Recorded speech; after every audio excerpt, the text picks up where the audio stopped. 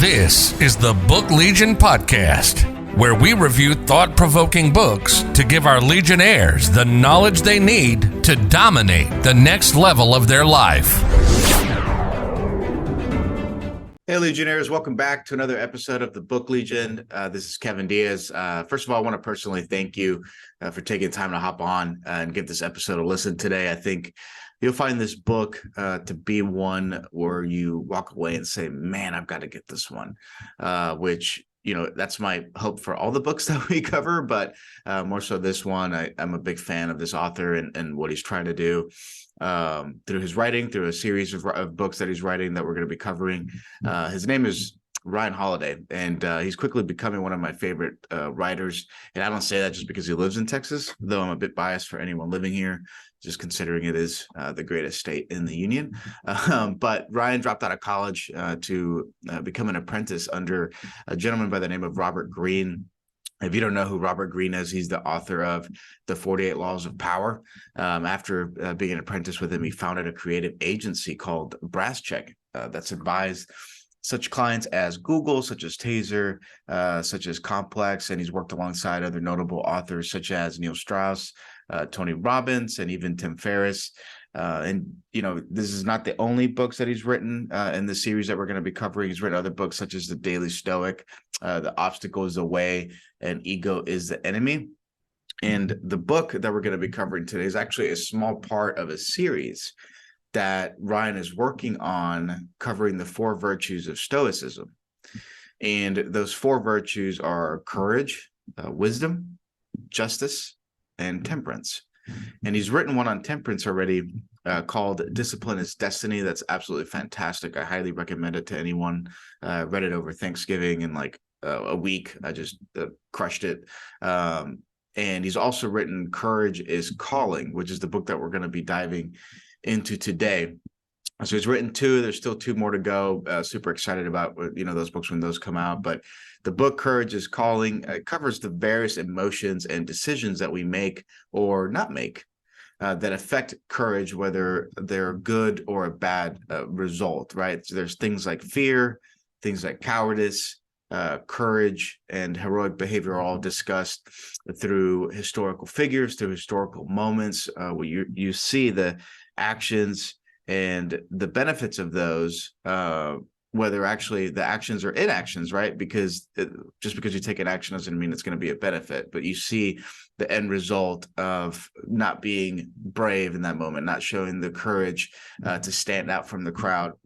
And when we have a better understanding of how we can control these factors in our lives, that's when we start to stand out from the crowd and truly start to make a difference in this world. Because as Ryan Holiday quotes in this book, if not you, then who?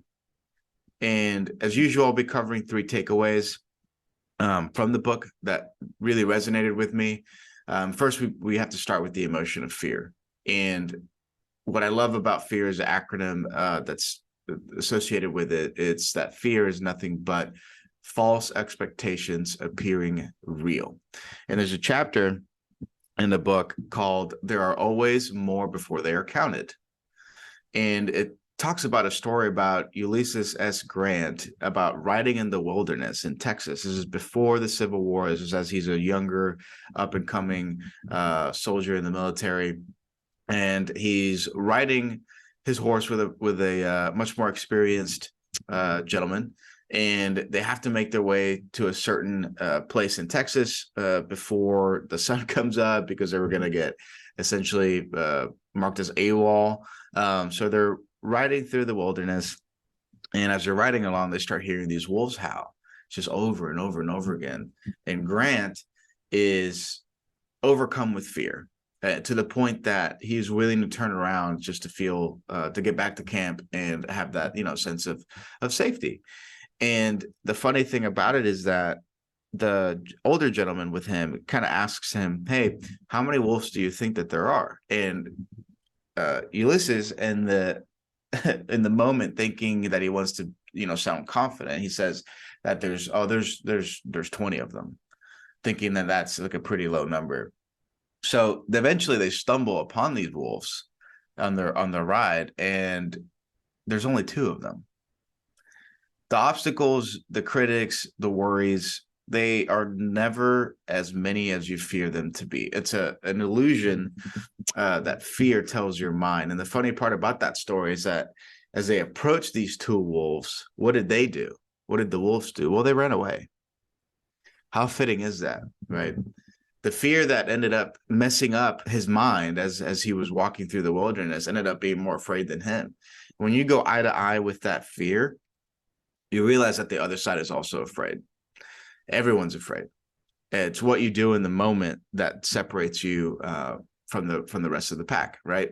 That was a big takeaway. I really enjoyed that story. And he actually cited that story later on in his military career in the Civil War, where he was about to engage in a big battle.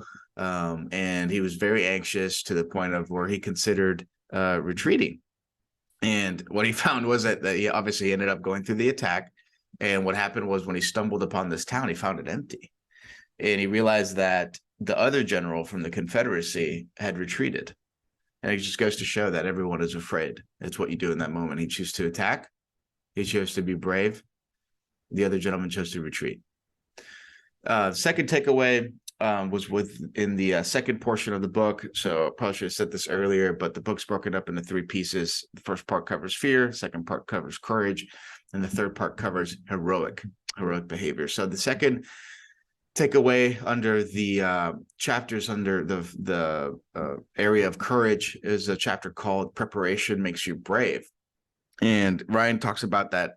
Although fear can be explained away in your mind, like you can make sense of it, Ryan writes that it's just so much more effective to replace it. Okay. And replacing fear with competence is what you need to do with training, with tasks that will help you be more prepared when the call arises, because the call will arise. It comes for all of us. We don't know when, we don't know how, but the call does come, and there's multiple calls that can come, right? Just because you miss one, don't be too hard on yourself, because we all have that hindsight's 2020. But the more that you're able to train, the more that you're able to get better at your craft, the more prepared you're going to be when adversity shows up, right? Training is not just for athletes. It's not just for soldiers. It's truly the key for any person to overcome their fear in any situation. What we don't expect, what we have not practiced, is an advantage over us in that moment. And I know, working in sales on my end, there's a constant change ranging from internal products that we offer to competitor products, right? That they're doing the same thing, industry legislation that could happen at any time. And in order for me to operate at my best, I have to continuously put myself to practice scripts, role play presentations, read the latest healthcare blog, right? Just constantly be educating yourself and sharpening your edges, right? Only by doing that can I tackle adversity when it knocks on the door of my life. And, if it's something that's familiar, we can manage it.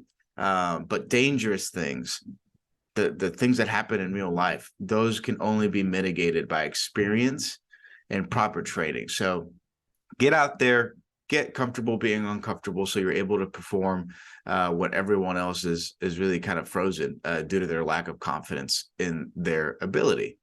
And the third takeaway I took from the heroic section was a chapter titled The Selflessness of Love. Pretty crazy story that I'll get into, but the courage, if courage is the act of putting yourself on the line, yourself as the individual, then the definition of heroic is simple enough. And Ryan talks about that. It's risking yourself for someone else. There's nothing more heroic than that. This is the type of bravery that is held above all others, just simply because it's the most rare of them all. And I share with you the story of Captain James Stockdale, who was a prisoner of war in Hanoi in the Vietnam War.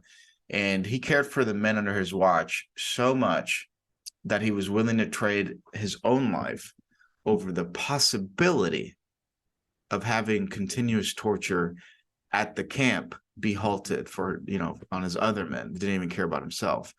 You see, the captors would want James to be presentable for cameras. They wanted him to be clean shaved, and to say that all is well on the camera, just look good, make it seem that, being a prisoner of war in Vietnam was not so bad. So what James would do is he purposely would cut himself. He grabbed a razor that they'd given him to shave himself, and he put a 3-inch gash in his forehead. He beat his face with a wooden stool on purpose in defiance, and so badly that he could barely see due to the swelling. But the torture would not end in the camp. They kept torturing his fellow prisoners. So they ended up tying him to a chair so that he would stop hurting himself. Well, James was loved his men so much that he managed to break a window. The only, I guess, in the book it says it's the only window in the camp. He broke the window and grabbed the shards of glass and slit his wrists. And after he was revived due to blood loss, right, the prison stopped the torture that it was so infamously known for. And this is a man that had a wife at home. He had 7 children, which is crazy. But he had 7 children back home, and he was willing to essentially kill himself over the possibility of the rest of his men not having to go through the horrors of torture and interrogation. That's the act of a hero. And it was just a story that I took away with me. It was very, very powerful. So from, beginning to end, every chapter in this book, there's short little chapters. You can honestly read a couple of them a day and take some lessons with you to apply. But every chapter is filled with takeaways that really remind you just how truly in control of your destiny you are. It ultimately is up to you whether you want to take action or not take action. Ultimately, there is a consequence. But Ryan talks about if you don't take any action, then you're just promising yourself failure. So, but if not you, right, then who's going to do it? It's a great read. I really recommend Courage is Calling for anybody out there that's looking for a shifted mindset, as well as the other book that accompanies it, The Discipline is Destiny. They're both fantastic, easy reads. And I'll link the description. And I'll link in the description a link for the book on Amazon for you to order. Thank you so much for taking time out of the day to listen to this episode of the Book Legion, covering Courage is Calling by Ryan Holiday.